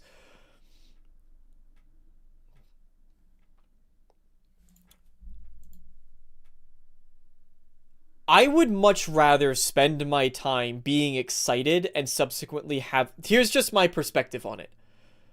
I would much rather spend the years leading up to Elder Scrolls 6 being excited and then have the possibility of the game being bad. It is exactly what happened to Starfield. And you know what I did?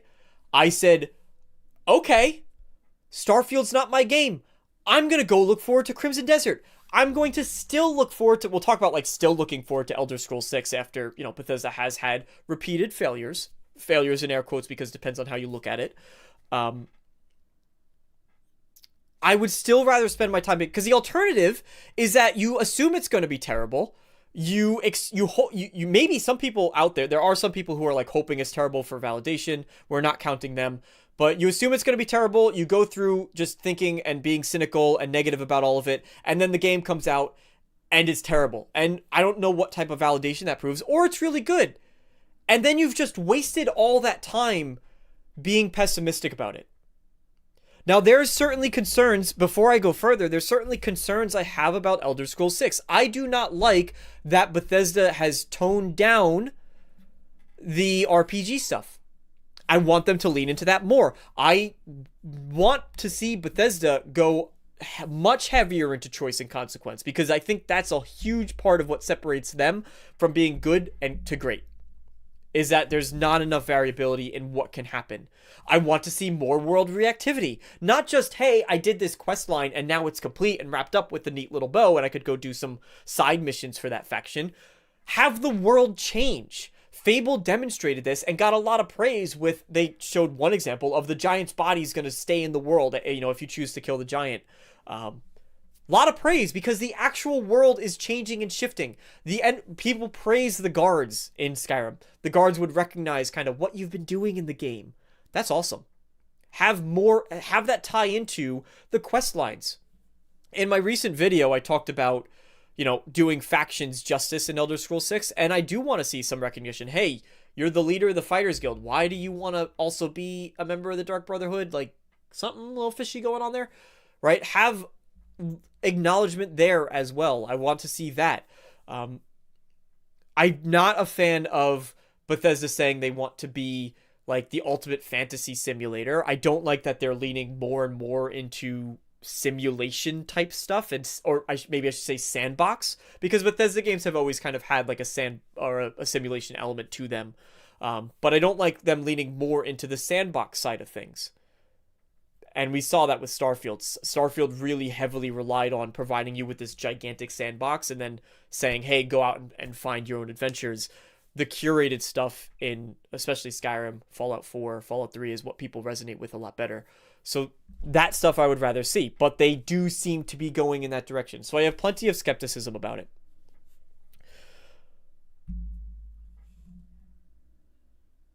I can look at Starfield and criticize everything that they did wrong. I can also look at Starfield and see, hey, these elements like X, Y, and Z did really well. And that's finding a balance. That's being critical with purpose.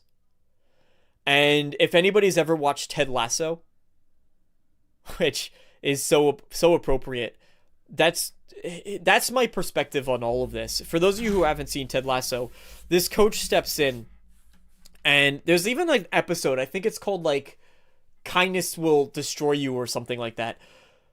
But this coach comes in and he's like, we're going to do it. He's positive. He's uplifting. He's trying to defy the odds that are against him. And the team's like, this positivity is just going to end in disappointment. All you're going to do is set yourself up for disappointment. No. It's being able to look at the data. Yes, I see 76. I see Starfield.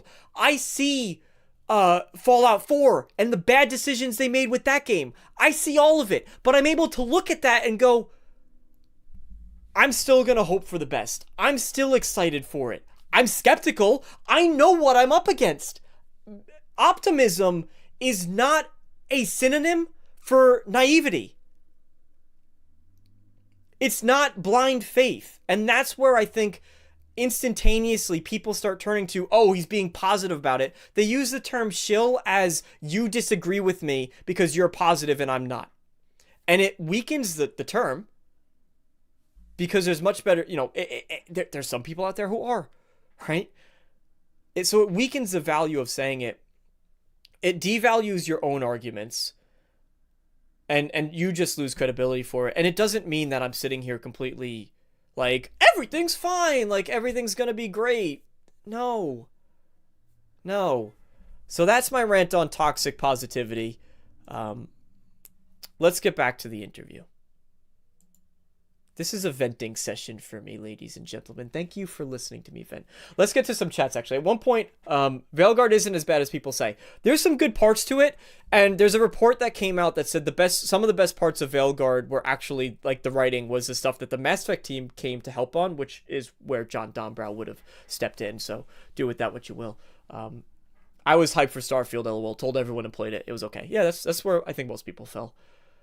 So I'm looking forward to Elder Scrolls 6. I just hope they play it before I die. I'm not so young anymore. Yeah, I hope Shirley Curry gets to play it before I die. There is something that went semi-viral from PAX, where I actually asked the question, If you could ask Todd Howard one thing, what would it be? And she's like, I'd like to play she said, I'd like to play Elder Scrolls 6 before I die. And it was so sweet and sad at the same time. But that one, like, some outlets covered that. I asked I would ask some great questions. See, that was my question. The first question I've ever asked to a panelist ever. And it got covered in new stuff, so that was fun. Anyway. At one point in Elder Scrolls, your reputation meant how the world perceived you and how they reacted to you. They should bring that back. Yeah, there was actually a hidden mechanic.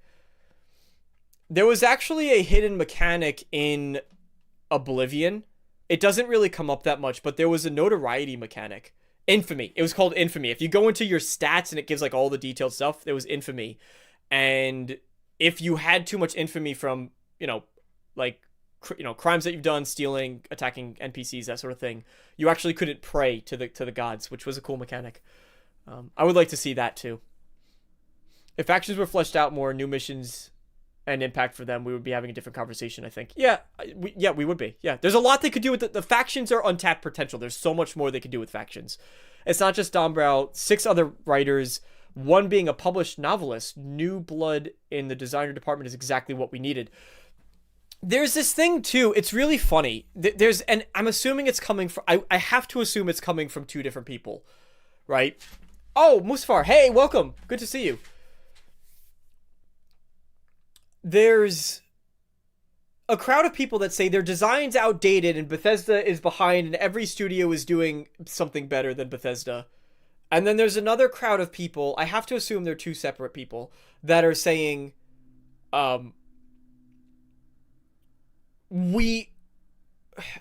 Bethesda needs to go. Sorry, I lost my train of thought. Bethesda needs to innovate and change, and then they hire new talent. So, hey, Bethesda's stale, their game design's old, they need to innovate. Bethesda hires new talent, and then people will say, oh, so many people have left Bethesda, the studio's doomed. And I get it. It's 2 separate groups of people that are saying that are making those statements, but there's just no winning. And this is why the discourse online is what it is. So, anyway, I'm happy to see new blood. Todd says in this interview that a lot of the people who worked on Skyrim are still there. That's good. A lot of people have left. Some big losses, like Will Shen, was a big loss for the studio. Bruce Nesmith has said a lot of things lately, but he said Bethesda should look at Baldur's Gate 3 and try to do that stuff. I wish he was there helping out, because that's the mentality I want, like, to look at Baldur's Gate 3, because I love that game. So those are the things I want to see. But anyway, who's the published novelist, Temp, if you know? They also hired the lead writer from Fallout London, and Fallout London is a great mod. The writing in that was really, really good. Okay. The majority of the studio is on the game, and some of our partners. So majority of the studios on Elder Scrolls 6. It's weird. I'm not here to sell anything or talk. Really, it's really a catch-up conversation. Yeah. So I feel bad because people want information. I appreciate that. I'll have to look that up. But I'm much more, I like to think long-term about when you really see the game and hear about it, focusing on that moment and kind of, not today or the time in between. Well, I assure you, I doubt very few people showed up to the Kind of Funny Games cast expecting you to show footage today. So don't worry, you're in a safe spot. You just did. There you go. That was it. Talk to me a little inside the studio game dev stuff, jumping off of the Elder Scrolls 6, but not obviously giving me stuff you're not going to give me. You talk about the majority of the studio being on it, right? So that's 250 plus people who are working on that. Mm-hmm. How do you keep that straight? You know what I mean? How do you, this is one of their biggest studio, issues. as a team, as multiple teams, as multiple project managers, bosses, organize something of that magnitude? Oh, yeah, it's tricky, but we do have production directors on every project and creative directors. I tend to spend most of my time in the new things. So most of my time is on Elder Scrolls 6. Sure. And then, the other projects, we have great leaders sort of across the studio. You think about Elder Scrolls, the majority of the folks who made Skyrim are actually still here. And the studio is an amazing place where we have people that have been here decades, but we also have a lot of new talent that's coming to the studio with skills they've, picked up at New other ideas, studios, or they grew up innovation. as fans of our games and now They've hired a lot of professionals. So modders. I think the studio makeup is in a really, really great spot. But yeah, it's a juggling act. Fallout 76 is so popular. Yeah. We have another big season coming out. It's like our 65th or 66th update to that game. I did my homework. 66. Don't worry, of course. Season 24 in the Okay. backwoods See, yeah. coming out March 3rd. I'm prepped. I'm ready. With Bigfoot. There you go. All right, we'll plug that. We'll get there. But look, when you have a big live service game in that way, it does take a lot of time and headspace.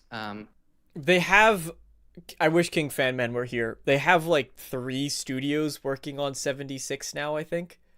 One external, like they have Bethesda, Austin's primarily 76, and they might have like another external partner that's working on it. I don't know the exact number, but Fallout 76 is from the studio, but a great juggernaut. team on that, great partners on that. So that's in a good spot. Yeah, it's tricky, but we've gotten better at it over the years and overlap. This is another thing too, right? And I've mentioned this before, but people are upset with the time gap between Elder Scrolls 5 and Elder Scrolls 6, and again, I think that's perfectly fair. It sucks that it's taken this long. Sharon, I saw your comment that like you're getting older. Like it's not fun. And I'm sorry if you're having, health issues as well. I hope that you're staying strong and staying positive and, doing well, with everything. The Bethesda structural issues are part of why all of these people left. And I would rather Bethesda have dealt with that during Fallout 76 and with Starfield and have the time to adjust and pivot and update the way their studio is structured rather than on those past games rather than on Elder Scrolls 6. Right? So if Bethesda were working on Elder Scrolls 6 and the team's excited and they're hopping back into it and then suddenly boom, like Bethesda got hit with layoffs. Like that would just be so demoralizing right in the middle of the project. If they're having communication issues, which has been stated publicly by the former developers who left, hopefully, I don't think that it's going to be 100%, right? When you're working with 500 plus people, it never will. But that is still small, all things considered. That's actually, like, Larian Studios, I think, had about 500 devs on Baldur's Gate 3. So you can still have a really successful project, especially when some are on, like, for Bethesda's sake, you do have the core Elder Scrolls team, you have a Starfield, you have a Fallout group, right? So it's not like all 500 people are on it at the same time. But again, I'd rather them go through some of those growing pains before and not on Elder Scrolls 6. We're going to pull another Luke Stevens here. We're going to pull another Luke Stevens, which is, if you haven't seen, most studios, these are all the departments. We're going to like literally draw it the same exact way too, right? These are all the different teams made up of a bunch of people, and they all filter up to some people, and they filter up to some people, and then they have to filter up to... This is like most team structure, or there'd really be like one guy at the top. And then it all has to go, and this is probably... That's probably Todd right here at the top. Yeah. Because they said, like Bruce Nesmith has been in interviews where it says Todd has issues letting go of some control. And he can be a bottleneck, which is something, that's hard to do. To let go of that creative control. He needs to a little bit. Hopefully he has at this point with Fallout 76. Indiana Jones is done, and Fallout TV show too, I will say. Hopefully now that season 1 is off the ground, season 2 did really well, he could be a bit more hands-off with that. And, he'll show up for interviews and stuff, but really be like, there's a team to handle that. CD Projekt Red, after Cyberpunk came out, they said, instead of having all these different departments, we're going to take this guy, and we're going to take this guy, and we're going to take this guy, and we're going to all put them in one team. And then we're going to take this guy, and this guy, and this guy, and we're going to put them all in one team. So you have someone from every department that can make decisions, and it's really streamlined their development. So it's worked well for them. I hope that Bethesda can find a structure that's, it doesn't have to be this, obviously, but a structure that works for them similar that they can do. wrapping our projects and bringing, I don't know where key King is. folks onto projects that really need them at the right time. You jump off of there, that 76 conversation. Something I think that's interesting since we last talked, right? And obviously we've all been Okay, so I'm gonna skip through here. There's a lot of Fallout talk, that I don't think is necessarily stuff that I want to spend time on personally. Fallout's doing really well though. I like Fallout. I actually just got back into Fallout 76 as well. For that moment where I know you do. Drop at any time, and for the rest of Okay. This is on Shadow Drops and Leaks. Let's move on then. Since you're not going to confirm anything about my Fallout games or remasters and how they can just shadow drop at any time and for the rest of time, every time I do there's like any- shadow drops. I will say that. I know you do. That is my preferred method. And so anything said before a shadow drop or that moment, I don't know if I like the phrase shadow drop, before that moment where you learn about it, anything beforehand or leaks or everything, it just takes away from that moment. And I think that moment is really, really special. And so that's what we try to focus on. All right, for real, then let's stop and have a conversation about that, because I do want perspective on that. As you know, in terms of video game talkers, there's a hierarchy, right? There's Jeff Keighley. Okay. He likes we've known this. He likes shadow drops. He likes to do it as close as possible. I've seen some people. I'm going to just say right here. I'm going on the record. Full stop. Elder Scrolls 6 is not going to shadow drop. Period. End of story. You can save that. You can come back to it later. The game's too big. It's going to go a similar route that Starfield did. It's going to get a major presence at whatever Xbox showcase happens the year that the game is going to come out, and then it'll be 2-3 months later an Elder Scrolls 6. If they did, I would be absolutely blown away. That would be insane. But they're going to talk about the game. They're going to show it off, especially when they have something like Creation Engine 3. What is that, right? They're not just going to shadow drop that out of nowhere. They're going to talk about it. They're going to build it up. And it's not going to be like Starfield. Starfield, we saw this really long cycle because they had to introduce you to the universe and convince you about what the game was and try to get people familiar with it. So we're not going to see that here because folks know Elder Scrolls. So they're going to try to... Bethesda's going to go back to that typical strategy that they've had. Wish they would have spent more time on Elder Scrolls 6, like more actual info, potential trailer. It's just, Crash, me too, but it's just not ready, right? And that's exactly what he's saying. He's like, look, I'll talk about it when I have something that's a lot more substantial to talk about because I want that moment to be special. That's ultimately the end goal, is they just want that reveal to be something memorable. I think all of us can sort of, or most of us, can sort of remember when Skyrim did come out. That was a very exciting moment when they revealed it and showed it off, and you had these 3 crazy in-depth gameplay demos or gameplay showcases. They were like 30 minutes long. It was exploration, combat, and some other thing. That's what they want to do. That's the better way to do it, especially because the way that Todd himself has said in the past is when we show it that way, you know exactly what you're getting. You know exactly what you're getting. Speaking of what you're getting, here's another comment I want to pull up that I got on my last video that I wanted to talk about too. So I know enough about software development to know I don't know enough about software development. The number one reason I'm optimistic, welcome Charles Darwin, I'm optimistic is that Bethesda has some very real competition, and that's good for the end product. I like that a lot, the way he phrased it here. Because most people would look at it and say, oh, well, Bethesda's outclassed Crimson Desert, Rockstar, Obsidian, whatever studios they want to point to that are making Tainted Grail, indie space is doing great. They're all doing better. That's all Baldur's Gate. That's all incentive for Bethesda to step up, right? And they have competition. They need to make a better product or they are going to get left behind. There's no studio,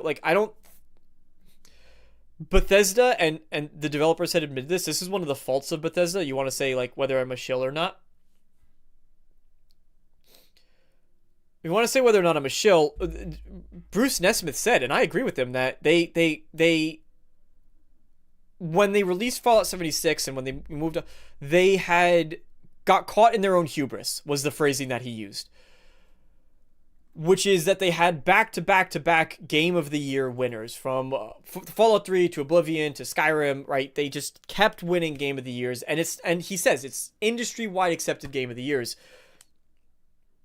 That's massive. And so they've realized they can't get away with that anymore. You know, yes, there's like Todd Howard will come up on stage and he'll say, we have so many Game Pass hours. I don't know.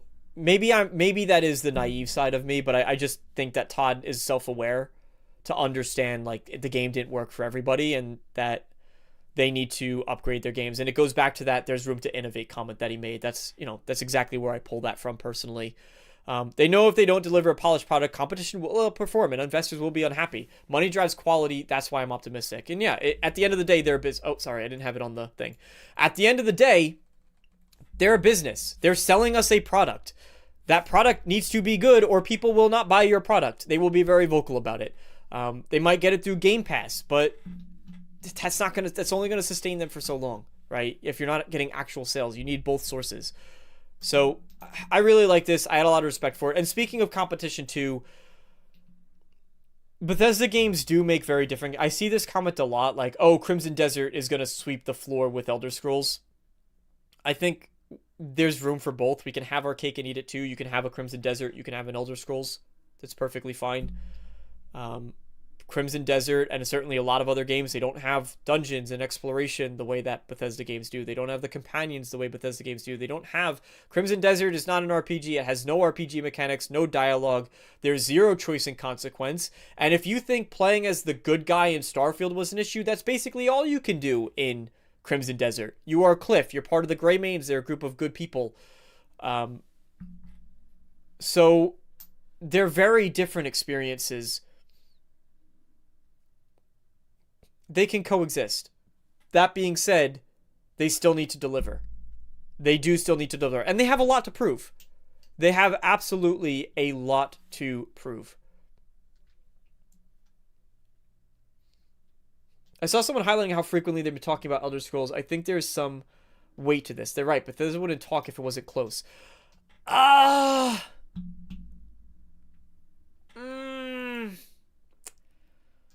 don't know about... They need to... Listen, it's not... It's going to be the I've been saying this from the get-go. The earliest is 2027. Period. Earliest is 2027. I'm still leaning more towards 2028.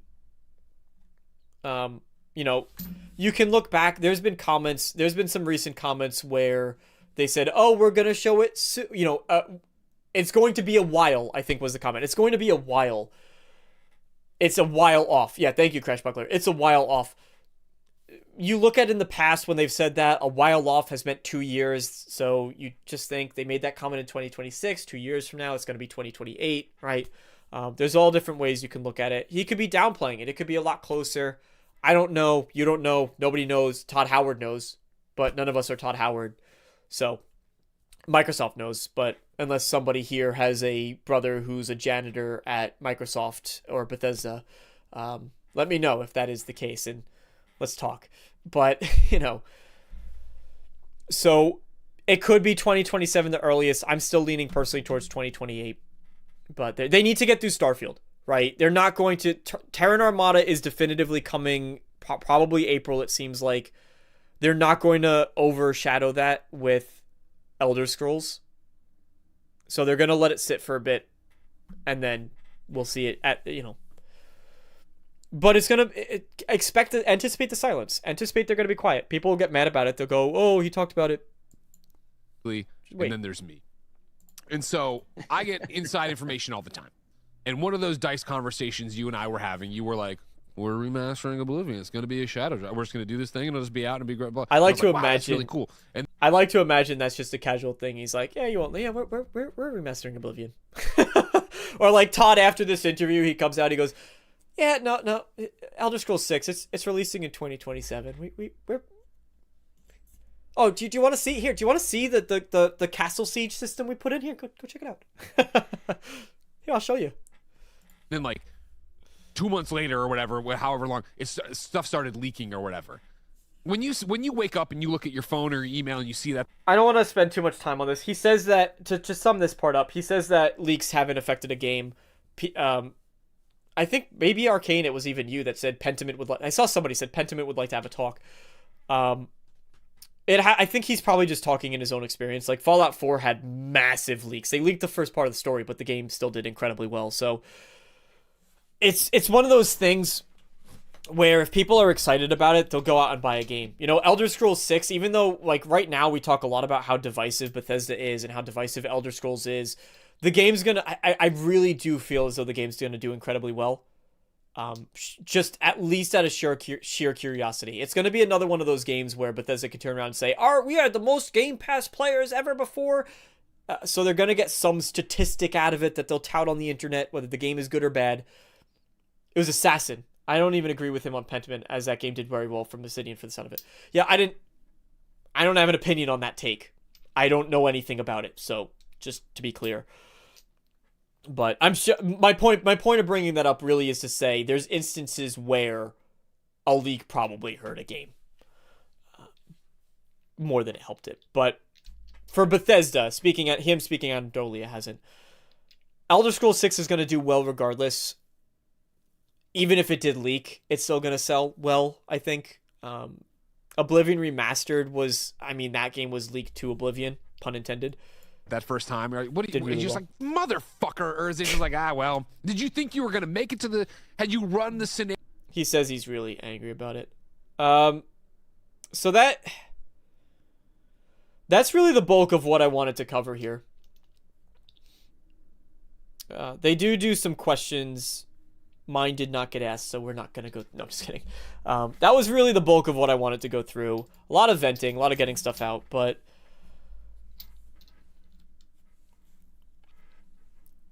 Blade is coming in 2027. I don't see Elder Scrolls 6 stealing the limelight from Arcane.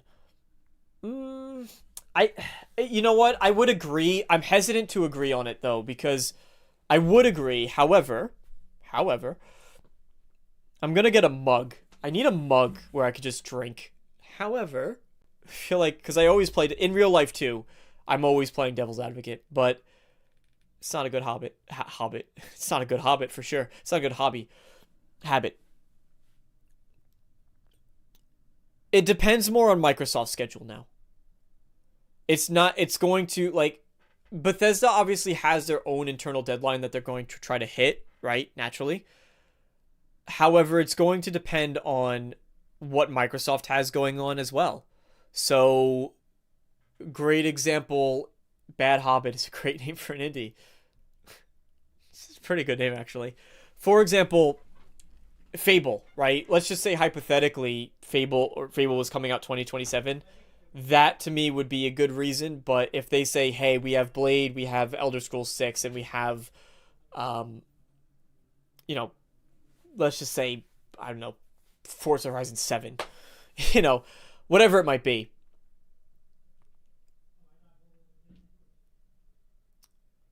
They're more beholden to Microsoft in that sense these days.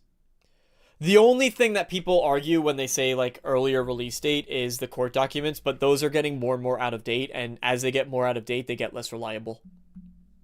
So we can't really trust those. At the June showcase, they can announce it for the fall like they did with... That's what they will do, yeah. Not this showcase, mind you, but a June showcase, yes. He needs a mug so he can drink my uneducated takes away with logic and reason. And over-explaining. No, Arcane, you have great takes.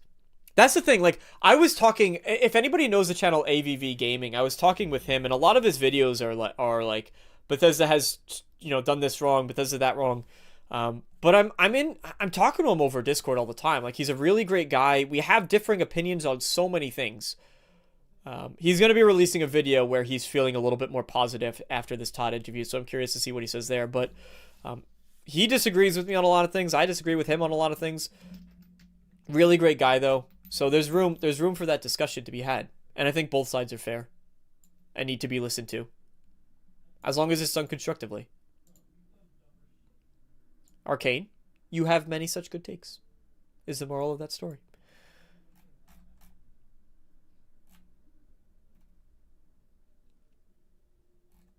I have to look into that. Andrew, I'm going to save that too. That Andrew Alson, I want to look into that a bit more. I want to see what he's written. So let me just save that in a little place so I don't lose it.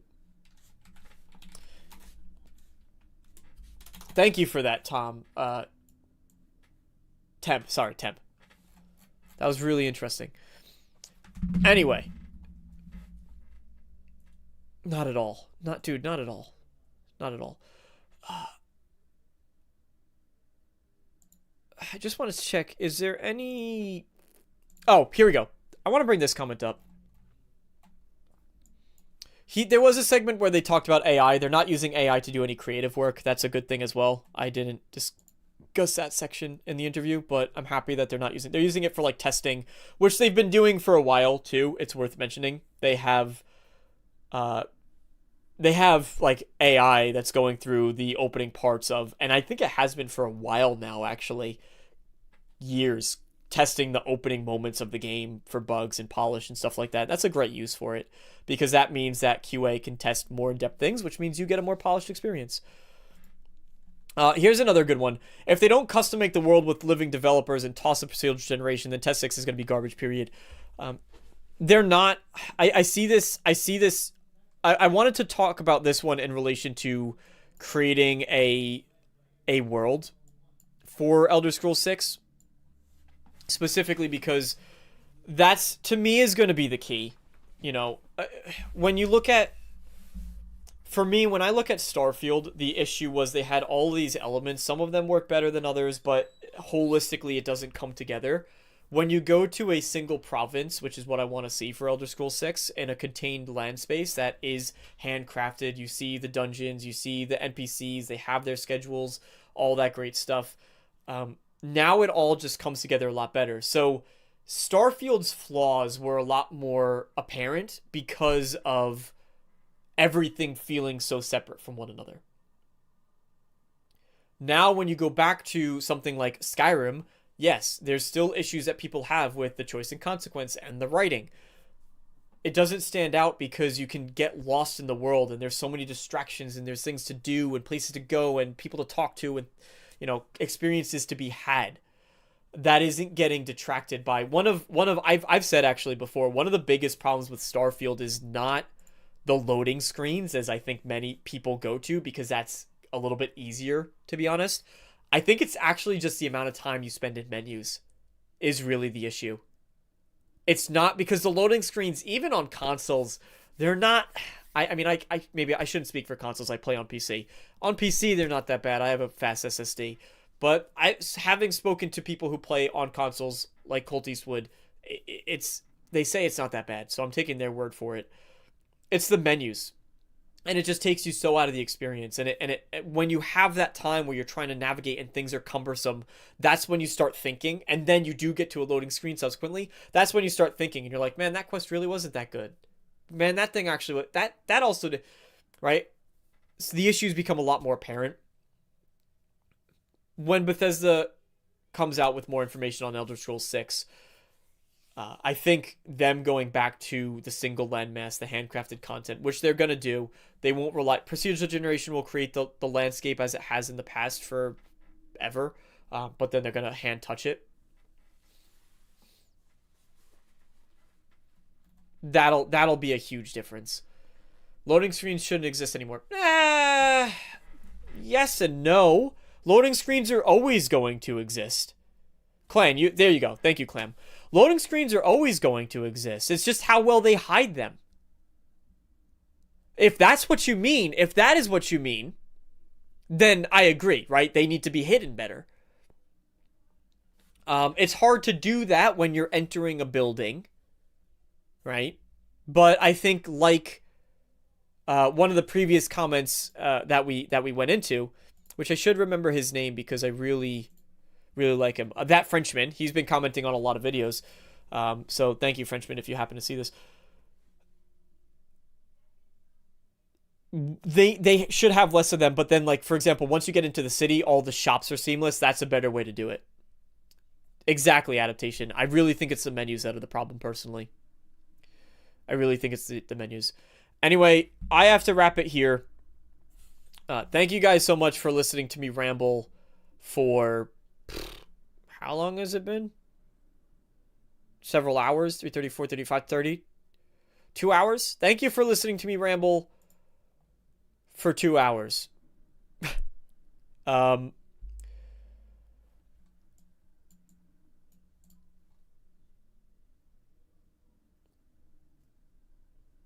The tech is far ahead enough to erase or hide loading. It should be able to hide it better. But again, how do you do that when you're walking into a city? Right? Like, you need to go from the outside of the city gates to the inside of the city gates. How do you hide that? Because you're just going through a doorway. It's not like most games, obviously, like God of War, you're going through the crevices. You know, you're kind of scaling through. How do you do that with a fantasy open world? Good discussion, man. Cool that you reached out to AVV. Maddie jumped in. Yes, thank you, Maddie, for A, the $20 super chat, B, stopping by, and I'm excited to get in touch and see what we can do there. You know, been following your content since Ham Radio Podcast, so it's an incredible thing, honestly. Mr. Davos, I've seen your name recently. I feel like you've been commenting. Thank you for stopping by. Good to see you here. Appreciate the support. It's been lovely. Since Starfield, that goes back. That's awesome. Saturday Live with Arcane. Okay, Arcane, do you want to do a plug? Or adaptation, do you want to do a plug? Rather, sorry. Who's going live? I'm guessing it's game adaptation. Plug your show. Go ahead. Let everybody know. What time? What channel? Can I get to your channel and share a link to it? Yeah, here we go. Go to channel. Assuming it's on yours.